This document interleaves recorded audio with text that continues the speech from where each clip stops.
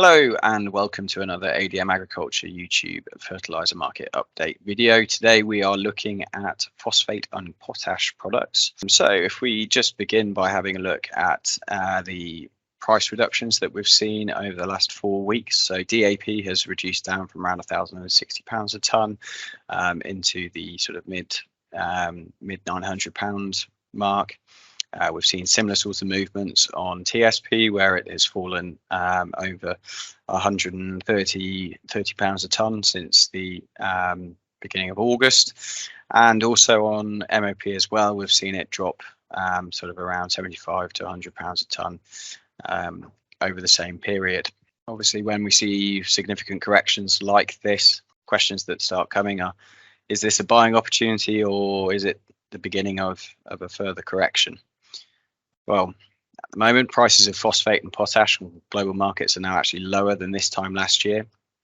The estimated actual demand destruction on phosphate and potash fertilizer products have been applying that downward pressure to both global and UK markets, and we're starting to see the benefit of that now. And in reality, the production of phosphate and potash products has not been as severely curtailed as what we'd seen in the nitrogen fertilizer front. So the actual supply side has been less impacted, although what we have seen is significant changes in trade flows due to sanctions that have been placed on the world's largest exporters of particularly things like MOP, which is Belarus and Russia. The reality stands that although there has been sort of slight rises in the production costs of things like MOP, TSP and DAP, along with greater volatility, so there's a lot more risk involved in terms of producing. There's been sort of increases in the cost of labour, as well as also the energy of mining these things. What has probably been a slightly larger factor in maintaining higher prices is the continuing or the continual depreciation of sterling that we've seen over the last few months and through 2022, which is directly impacting the UK fertiliser market and maintaining slightly higher prices.